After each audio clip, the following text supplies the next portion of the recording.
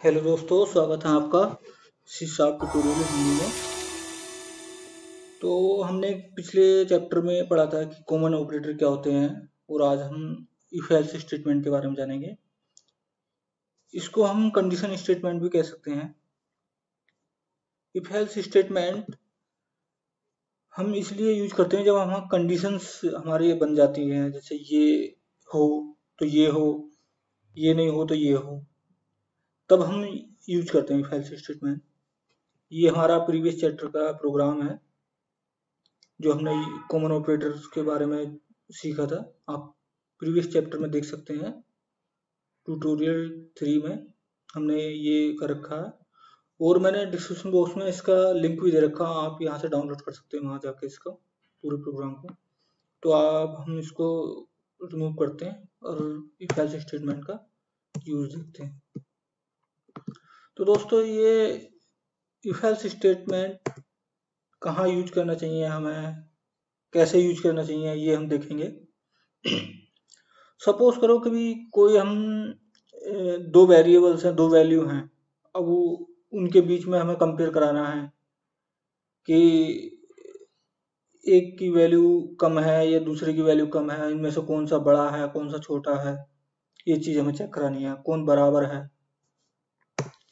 Suppose करो एक value ले लेते हैं हम, वैल्यू 1, जिसमें डालते हैं 500 रुपीज, 500, और दूसरी वैल्यू ले लेते हैं 2, इसमें डाल देते हैं 600, और वैल्यू ले लेते हैं 3, जिसमें डाल देते हैं 1000। अब ये तीन वैल्यू हैं। अब इन तीन वैल्यू में हम इफ एल्स स्टेटमेंट का यूज देखेंगे। इसमें हम चेक कराएंगे कौन सी वैल्यू बराबर है, कौन सी वैल्यू बड़ी है, कौन सी छोटी है। तो स्टार्ट करते हैं, देखते हैं। पहले चेक कराते हैं वैल्यू 1 को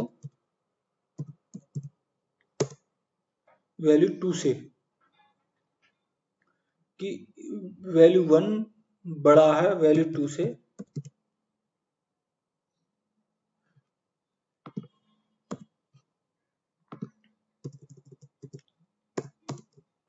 वैल्यू 2 से, तो ये प्रिंट हो जाए कंसोल डॉट राइट लाइन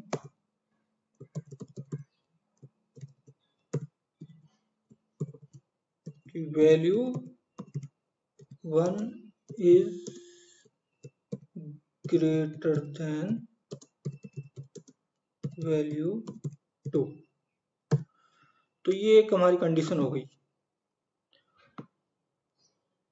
इसी तरह से हम दूसरी कंडीशन लगा दे सकते हैं, एल्स इफ वैल्यू 1 बड़ा है वैल्यू 3 से, तो इसमें प्रिंट करेगा कि वैल्यू 1 ग्रेटर देन वैल्यू 3 से। इसी तरह से हम एक कंडीशन इसी के अंदर और लगा सकते हैं कि वैल्यू 1 छोटा है वैल्यू 2 से, और एक कंडीशन और देखते हैं, वैल्यू छोटा है वैल्यू 3 से। यहां लगा देंगे लेस देन, ग्रेटर देन की जगह लेस देन। तो ये हो गई। अब इसी ये स्टेटमेंट जब हम इफ के साथ एल्स इफ लगा देते हैं तो इसको हम नेस्टेड इफ एल्स स्टेटमेंट बोल देते हैं। और सिंगल हम एक स्टेटमेंट लगाते हैं। सपोज करो हमने क्या करा, एल्स इफ स्टेटमेंट का मतलब हो गया कि एक इफ हो और फिर एल्स आ जाए। सपोज करो वैल्यू 3 बड़ा है वैल्यू 1 से, एंड वैल्यू 3 बड़ा है वैल्यू 2 से। हमने दो कंडीशन यहाँ चेक करा दी और एल्स में ये कर दिया। अब हम इसमें यहाँ प्रिंट करा लेंगे कि वैल्यू 3 ग्रेटर देन है वैल्यू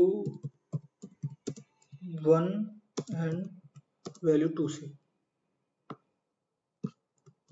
इसमें कंडीशन दूसरी चेक करा लेते, यहाँ लिख देते हैं एल्स में लेस देन, ये हो गया हमारा। अब ये होने के बाद ये हमारा हो गया इफ स्टेटमेंट, इतना, क्योंकि इफ एल्स स्टेटमेंट ये हो गया क्योंकि इसमें एक ही कंडीशन लगी हुई है, उसके बाद एल्स स्टेटमेंट हमारा। इसमें ये हो गया नेस्टेड इफ एल्स स्टेटमेंट, क्योंकि इसमें मल्टीपल इफ स्टेटमेंट आ रहे हैं, इसको इसलिए नेस्टेड इफ एल्स स्टेटमेंट बोल देते हैं। और लास्ट में हम एल्स लगा देते हैं। ये चीज है दोस्तों। अब इसमें एक चीज हम समझ लेते हैं।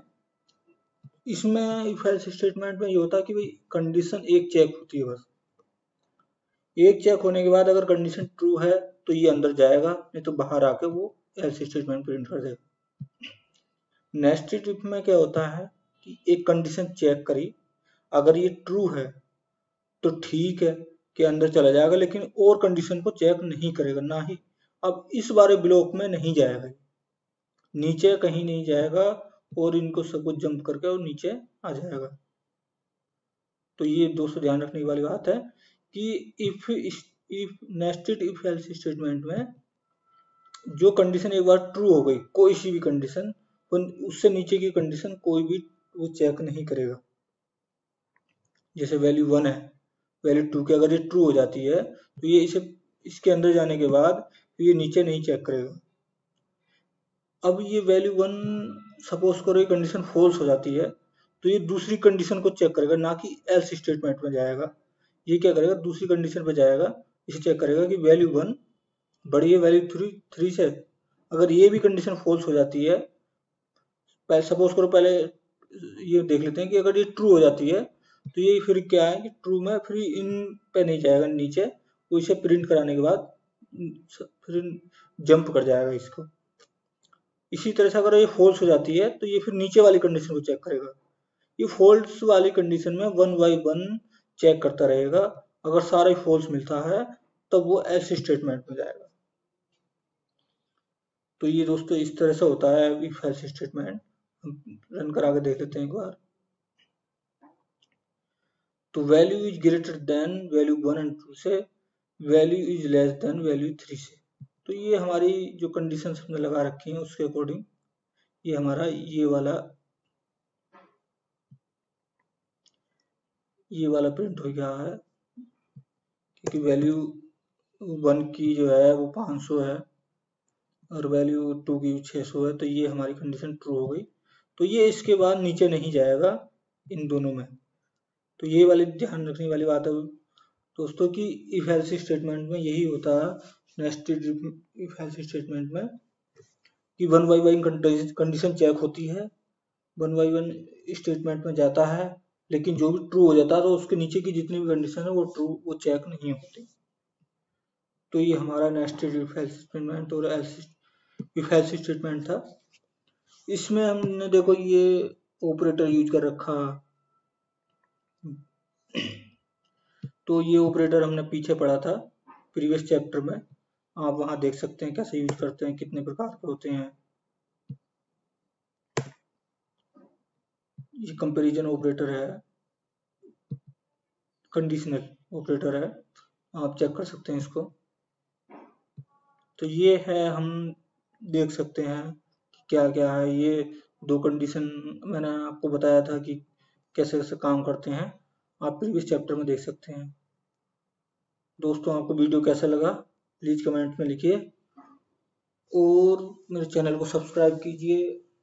कोई भी आपका कमेंट्स हो तो कमेंट्स में लिखना, और इसका प्रोग्राम आपको देखना है या दोबारा चाहिए तो मैं अपने ब्लॉग्स का लिंक दे दूंगा, इसका लिंक दे दूंगा प्रोग्राम का, आप वहां से डाउनलोड कर सकते हैं इसको और इसके बारे में पढ़ सकते हैं एल्स स्टेटमेंट के।